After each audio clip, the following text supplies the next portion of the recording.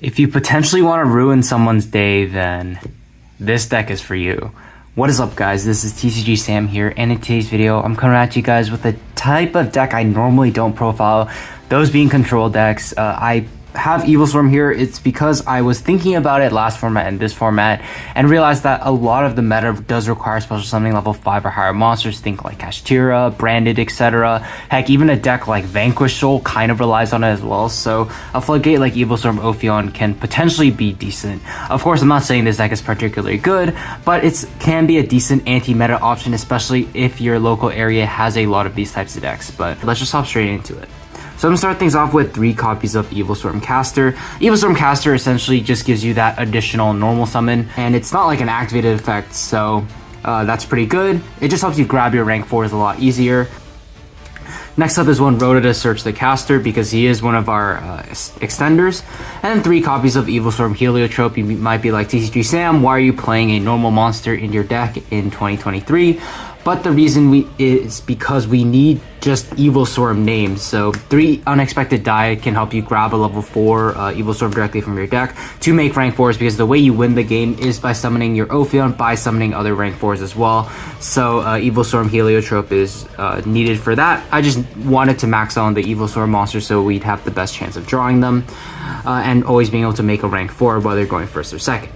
Speaking of going second, Evilswarm Mandragora is an extender that's good when going second, because if your opponent controls more monsters than you do, you can special summon it.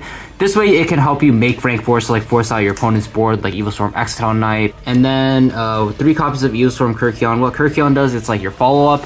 What you can do is essentially banish the Evilswarm monster from your grave, then target another Evilswarm, add it to your hand, and that turn you can normal summon it. So essentially, after you make your first rank 4, you can just summon this, banish a dude, grab a dude back, summon it, and there you go. You have another rank 4. The reason why we're maxing out on it is because we don't have a way to search it just yet, unless this deck somehow gets more support in the future. But for now, yeah, we're just playing the 3 Evilswarm Kyrkion just so we have the most amount of follow-up. And like I said, we just want to max out on the Evilswarm monsters, even though some of them are not great, because we want to always consistently get to our Ophion turn 1, because if we get Ophion turn 1, we most likely won the game. 3 copies of Rescue Rabbit. That's also one of the reasons why we're playing the normal monsters, because this is just a rank 4 on its own. Not much to say there.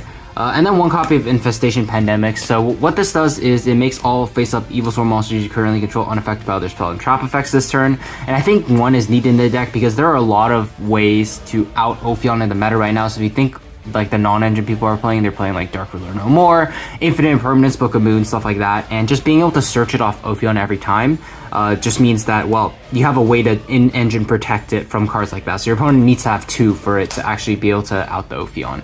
And then next up is 3 copies of Pot of Prosperity. So sorry for the proxy, but I just don't have them right now. But yeah, Pot of Prosperity, you don't particularly care too much about your extra deck because there are only a few like monsters you need, and then this just helps you maximize consistency. And also for that reason, we're playing 2 copies of Pot of Desires.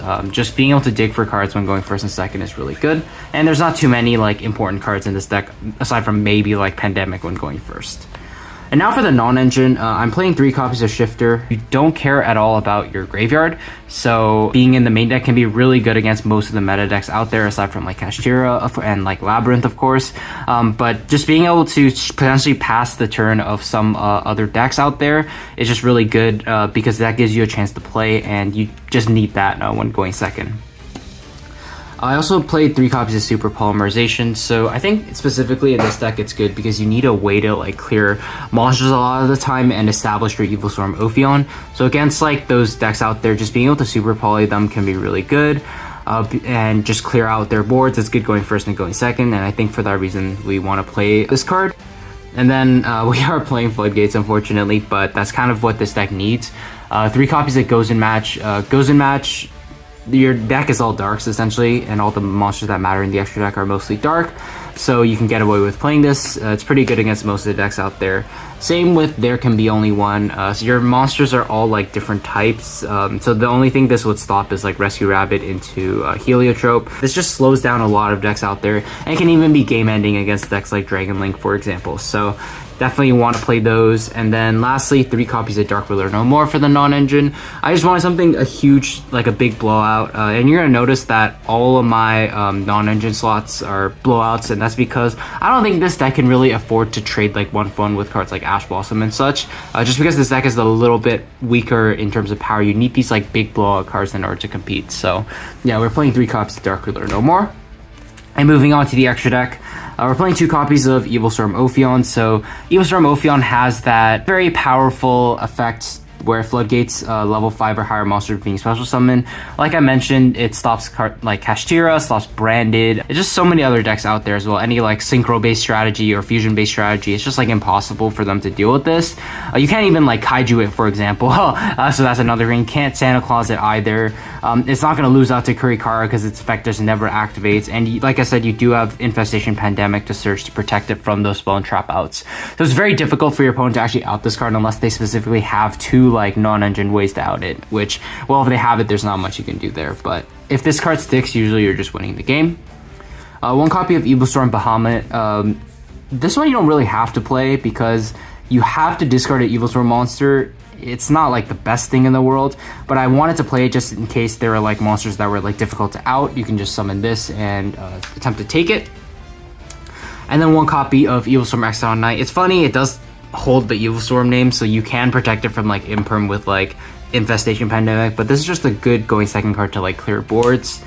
And then I'm playing the Raiders Knight and Arc Rebellion. So this, for those of you who don't know, just summons Raider Knight detaches 1 to summon Arc Rebellion, and Arc Rebellion gains the attack of every single monster on the other monster on the field. It also negates the effects of all the other face-up monsters on the field as well, which can be really powerful. Worst case scenario is like this is your other way to make Big Zeus, because you can just go Raiders Knight and then summon this, and then now you have a very big monster that can like attack. Even if you don't kill your opponent, you can just slap a Zeus on top of it. So it's very powerful for that reason.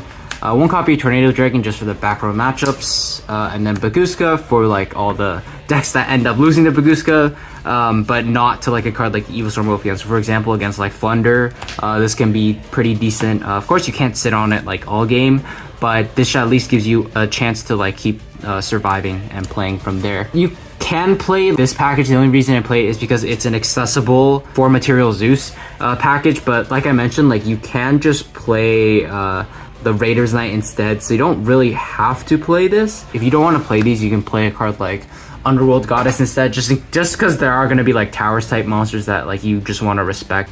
Playing 2 copies of Divine Arsenal with AA Zeus. Never want to run out of these cards, and these are just super powerful against pretty much anything. And then the 3 super poly targets, just Mud Dragon, Starring Venom, and Garura. I think these are the most generic and cover most of the relevant matchups, I think. Unless I'm missing something, like do let me know in the comment section below. So that's going to do it for this deck profile. Hope you guys enjoyed it. There aren't much to say in terms of combos, so I'm not making like an extra combo video or anything. But essentially, just to recap, the game plan is just to sit on Evilstorm Ophion. When going first, it's just like a floodgate of choice. Against most of the decks out there, is pretty good into most of them, but there are going to be decks where it's not good against, and that's where like your floodgates come in. And then going second, your game plan kind of is just to try to clear boards and then establish like a big Zeus, either like OTK with like Raiders Knight into Arc Rebellion, or if you can't OTK, you can just like do this and slap a big Zeus on top of your 4 material Zeus and just play like Zeus control with like floodgates after that or something. So yeah, pretty simple game plan. Of course, it's not always going to work, but I just figured if you wanted to have some fun ruining people's days, then yeah, this is definitely one of the decks for you. Thank you guys so much for watching. I hope you guys enjoyed the video, and with that, I will see you guys in the next one. Take care.